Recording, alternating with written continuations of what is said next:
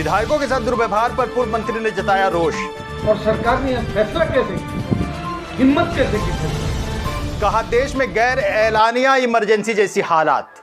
पूर्व मंत्री, पूर्व एमपी सह उजियारपुर विधायक एवं आरजेडी के प्रिंसिपल सेक्रेटरी आलोक कुमार मेहता ने विधानसभा में बीते दिनों विधायकों एवं कार्यकर्ताओं के साथ हुए दुर्व्यवहार पर रोष जताया। शनिवार को दलसिंह सराय में एक निजी कार्यक्रम के लिए पहुंचे उजियारपुर विधायक आलोक कुमार मेहता ने कहा कि बिहार की सरकार तानाशाह हो चुकी है। उन्होंने कहा कि इस घटना से जमहूरियत पूरी तरह शर्मसार हुई है। जिस तरह की सर घटना घटी है, विधानसभा घेराव के दरमियान कार्यकर्ताओं पर लाठीचार्ज और विधानसभा में विधायकों की अपमानना, उस पर क्या कहेंगे और विपक्ष की क्या प्रतिक्रिया है इसमें? देखिए, इसमें लोकतंत्र शर्मसार हो। पुलिस कार्रवाई कोई नई घटना नहीं है, होती रही है और आंदोलन होते हैं, पुलिस कार्रवाइयाँ होती हैं। लेकिन जिस तरह से इस बार हुई, मैं सबसे पहले सदन की बात करूँ तो देश का ये पहला सदन है जिसमें पुलिस बल को घुसाकर माननीय विधायकों के साथ जोर जबरदस्ती, मैन हैंडलिंग, मारपीट, तमाम चीज़ें की।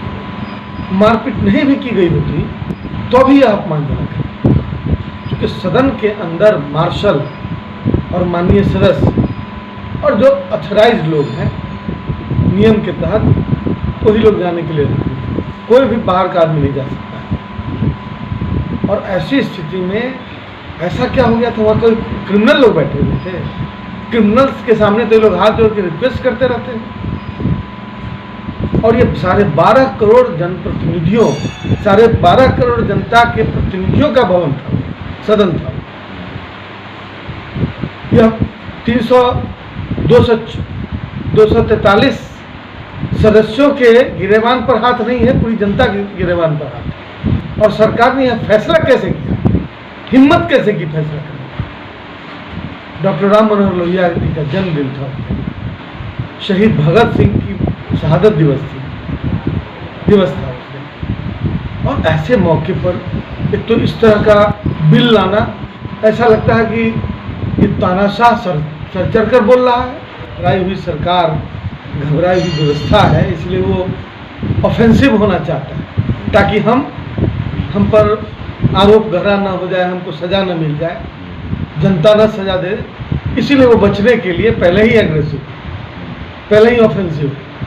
लेकिन ये गलतियां हो चुकी, यह दिखलाता है कि उसी का एहसास नहीं, उसी से आत्मरक्षा की यह कोशिश है कि गलती हो गई और बड़ी गलती हो।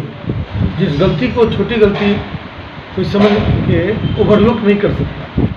साथ ही कहा कि विपक्ष हमेशा जनता के लिए हित और अहित के लिए आवाज उठाती रहेगी। देखिए, विपक्ष अपना काम करेगा, विपक्ष का जो काम है वो कर रहा है और आगे भी करेगा। जन सरोकार से जुड़े हुए मुद्दों को विपक्ष उठाए। सदन में प्रतिरोध का यह कोई नया तरीका नहीं था, ये पहले भी अध्यक्ष का घेराव हुआ था। पहले तो 1977 में के लगभग तो विधानसभा के अध्यक्ष की कुर्सी पर बैठकर विपक्षियों ने सदन को चलाने का काम किया था, समाजवादियों ने। अब मुझे बताइए कि यह कोई सीआरपीसी एक्ट के तहत किया हुआ कोई ऑफेंस नहीं है। इस तरह की चीजें होती रही और यह विरोध स्वरूप प्रतीकात्मक रूप में होती रही। ड्रैकोनियन एक्ट बना रहे हैं और आपको कोई सरकार की तरफ से कोई कंडेम नहीं करने वाला है। सत्ता पक्ष के लोग छुप छुपा के हम लोग पास आके कहते थे कि इसका विरोध होना बहुत जरूरी है, इसको वापस लिया जाना चाहिए, यह हिटलर शाही वाला कानून है।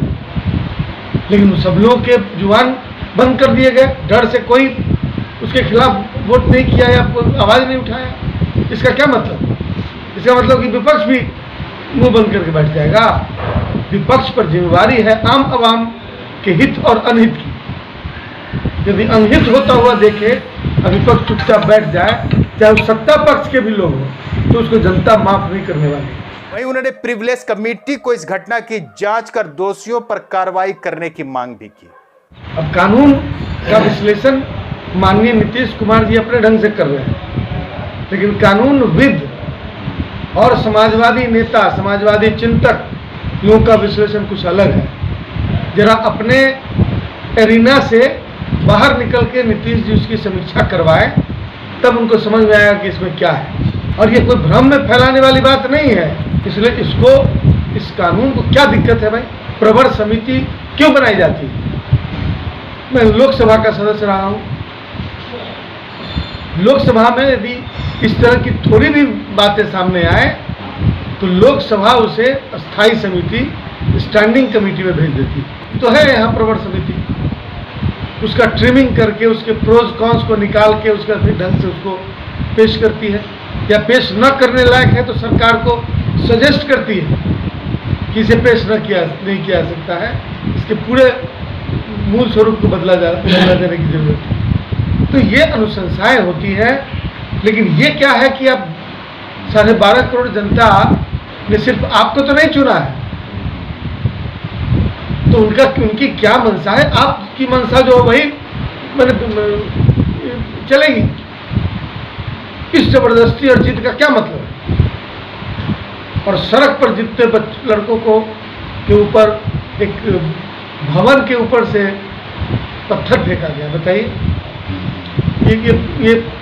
ये क्या आरजेडी वाले लोग जाके फेंकवाए होंगे? और सिर्फ बदनाम करने के लिए ऑफेंसिव अप्रोच रहता है। आरजेडी के गुंडे, सारी गुंडई पर्दे के अंदर उधर से हो रही है। डिप्लोमेसी का चादर चढ़ा के सारी गुंडई हो रही है। कोई संजीदगी से बात कर ले तो इसका मतलब ये नहीं है कि उसने अपराध नहीं किया। इस बात को आवाम देख रही है।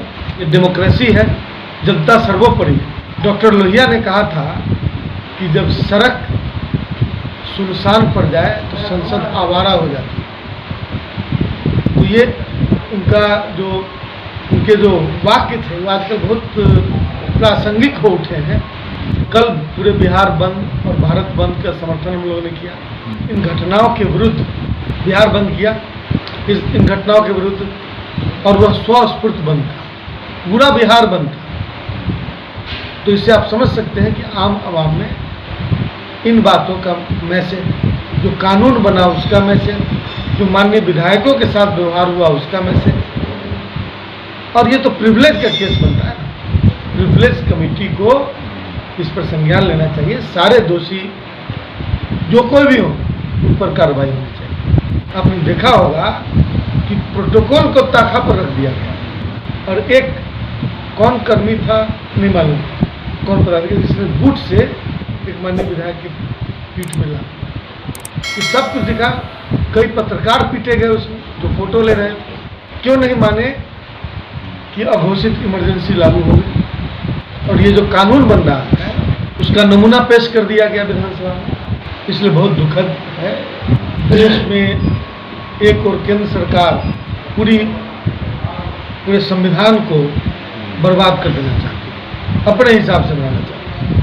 पूरी कृषि व्यवस्था पर कब्जा कर चुकी, कृषि अर्थव्यवस्था पर कब्जा करके उन्हें कुछ पूंजीपतियों के हाथ में, अपने दोस्तों के हाथ में सौंपना चाहती है। क्या दोस्तों के लिए जनता ने वोट दिया था? एक दो लोगों को लाभ पहुंचाने के लिए वोट दिया था? तो जनता चूँकि राइट टू रिकॉल, ऐसे ही समय में महसूस होने लगता है कि देश में राइट टू रिकॉल होना चाहिए। अब वो कुछ व्यवहारिक कारणों से नहीं लागू किया जाता रहा भारत में, क्योंकि भारत के लोग संजीदगी के साथ जिंदगी जीने वाले लोग हैं। लेकिन इन लोगों ने जो कर रखा है उसके बाद ऐसा महसूस होता है कि देश में राइट टू रिकॉल की आवश्यकता है।